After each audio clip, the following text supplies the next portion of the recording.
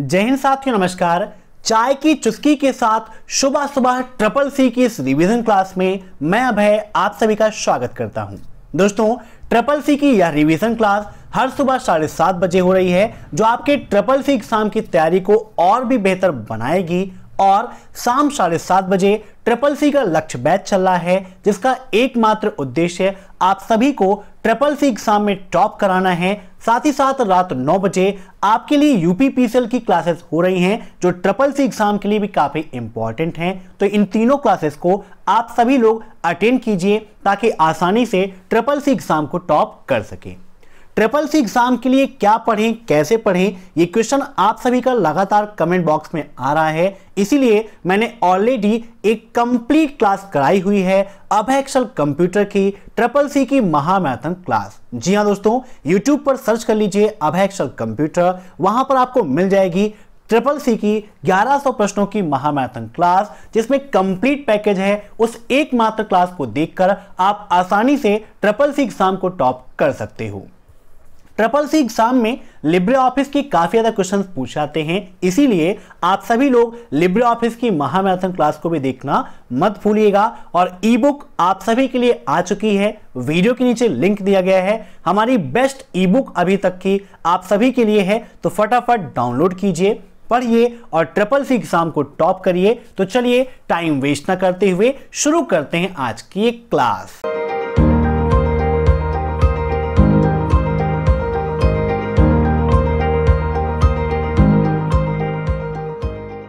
आज का पहला प्रश्न है, इक्वल सेलिंग -532, 2 का मान क्या होगा? What is the value of equal selling -532, 2? Error 532, 530 या इनमें से कोई नहीं।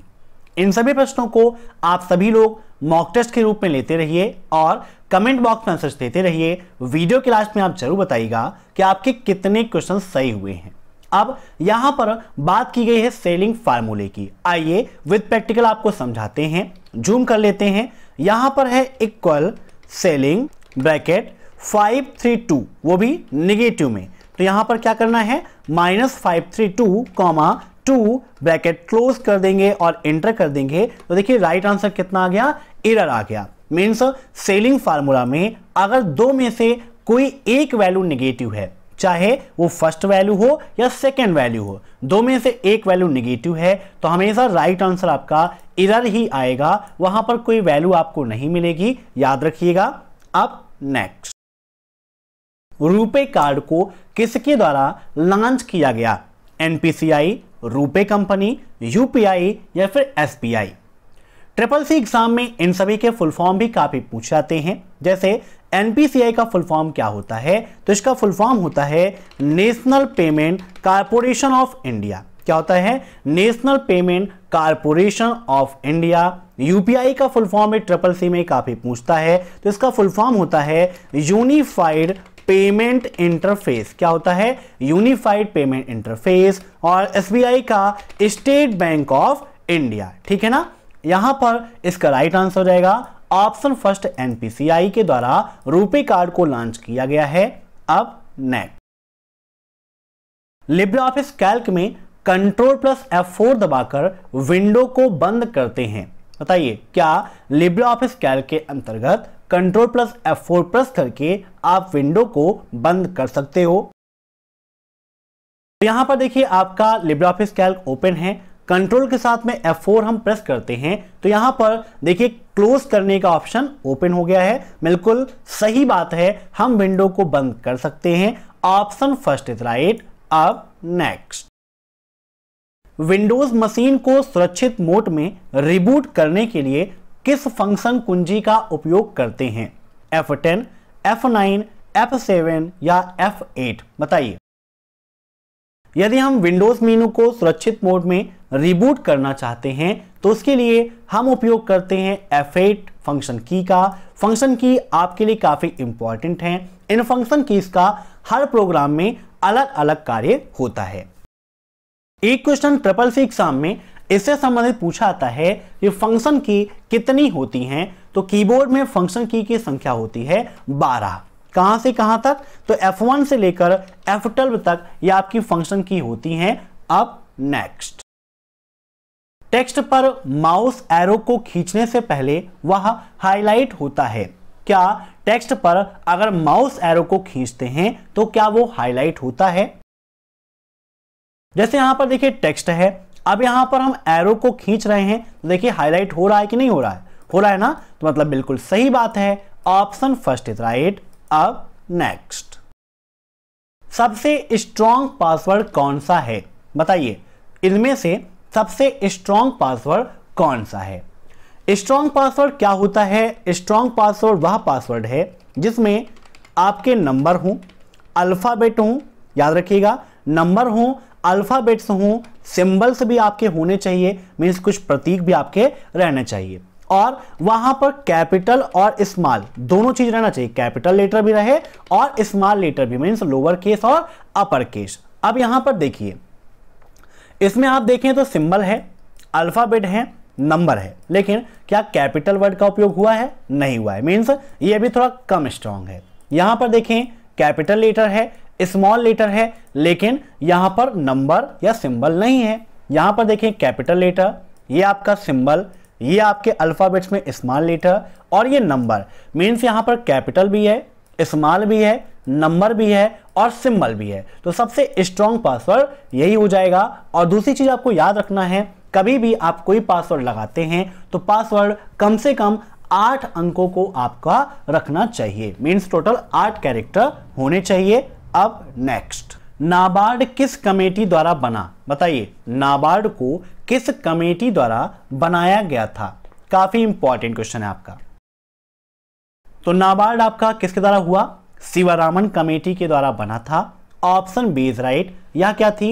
एक ऋण देने वाली संस्था है। अब नेक्स्ट, उपयोगकर्ता एवं कर्नेल के बीच में कौन सा इंटरफेस है? Application software, utility software, shell या फिर इनमें से कोई नहीं। तो उपयोगकर्ता एवं कर्नेल के बीच के लिए कौन सा इंटरफेस है? तो इसका राइट आंसर हो जाएगा ऑप्शन सी, सेल। ठीक है ना। अब next, founder of PTO, PTO के फाउंडर कौन है? रॉब वॉलेन, डेनिस रिची, केन थॉम्पसन या इनमें से कोई नहीं। काफी इंपॉर्टेंट क्वेश्चन है, फटाफट बताइए पीटीओ के फाउंडर कौन हैं? तो पीटीओ के फाउंडर हैं Rob Wallen. Option first is right. अब नेक्स्ट, ईथरनेट का उपयोग किस में किया जाता है? लैन में, मैन में, वैन में या फिर पैन में? बताइए, ईथरनेट का उपयोग किस में करते हैं? ईथरनेट आपके लिए काफी इंपॉर्टेंट है। लैन का फुल फॉर्म क्या होता है? एक बार रिवाइज कर लेते हैं। लोकल एरिया नेटवर्क होता है। क्या होता है? Local area network. वैसे ही मैन का फुल फॉर्म क्या है? तो मेट्रोपॉलिटन एरिया नेटवर्क होता है। क्या होता है? Metropolitan area network. वैन का फुल फॉर्म क्या होता है? तो वैन का फुल फॉर्म होता है वाइड एरिया नेटवर्क। पैन का फुल फॉर्म क्या होता है? तो पैन का full form personal area network होता है। पैन का उपयोग कहां होता है? सबसे कम भौगोलिक दूरी, जैसे कि हम ब्लूटूथ का उपयोग करते हैं, तो आप पैन का ही एग्जाम्पल है। ट्रिपल एग्जाम में पूछा भी जाता है कि ब्लूटूथ किसका उदाहरण है? तो आपके पैन अर्थात पर्सनल एरिया नेटवर्क का एग्जाम्पल है। वैसे ही वैन वाइड एरिया नेटवर्क है। इसका उपयोग देशों के बीच में, द्वीपों के बीच में, एक देश में या महाद्वीपों में किया जाता है। तो एक क्वेश्चन बनता है कि राष्ट्रीय स्तर पर किस नेटवर्क का उपयोग करते हैं? तो वैन का उपयोग करते हैं। मैन का उपयोग कहां होता है? तो मैन का उपयोग शहरों में होता है। कहां पर होता है? सिटी में। कोई क्षेत्र है, कोई शहर है, वहां पर मैन का उपयोग होता है। एक क्वेश्चन पूछ लेता है कि दिल्ली शहर में या चंडीगढ़ शहर में उपयोग हो रहा नेटवर्क या जो आपका केबल टीवी है, यह किसका उदाहरण है? तो मैन का उदाहरण है। और लैन का उपयोग कहां पर होता है? तो एक छोटी भौगोलिक दूरी, जैसे कोई ऑफिस है, कोई बिल्डिंग है, तो वहां पर लोकल एरिया नेटवर्क लैन का उपयोग होता है। और ईथरनेट का उपयोग लैन में किया जाता है। Option first is right. अब नेक्स्ट, जहां कीबोर्ड विकल्प के विपरीत कार्यात्मक रूप से है, मीन्स कीबोर्ड यहां पर निम्न में से जो ऑप्शंस दिए गए हैं किसके विपरीत है? माउस, जॉयस्टिक, प्रिंटर या ट्रैक बॉल? सिंपल सा क्वेश्चन है, थोड़ा सा लॉजिक आपको लगाना है। वैसे तो आप देखें तो कीबोर्ड का काम क्या है, टाइपिंग करना, टेक्स्ट लिखना। माउस का काम भी अलग हो जाता है, जॉयस्टिक का तो बिल्कुल अलग है, प्रिंटर का भी अलग है और ट्रैक बॉल का भी अलग है। किसी के काम तो इससे मैच नहीं हो रहे हैं। अब दूसरा पॉइंट देखिए, कीबोर्ड क्या है, एक इनपुट डिवाइस है। माउस क्या है, इनपुट डिवाइस है। जॉयस्टिक क्या है, इनपुट डिवाइस है। ट्रैक बॉल क्या है, इनपुट डिवाइस है। लेकिन प्रिंटर क्या है, आउटपुट डिवाइस है। मींस इसके विपरीत हो गया ना, तो इसका राइट आंसर क्या हो जाएगा, ऑप्शन थर्ड, प्रिंटर। ठीक है ना। अब next, full form of POP3।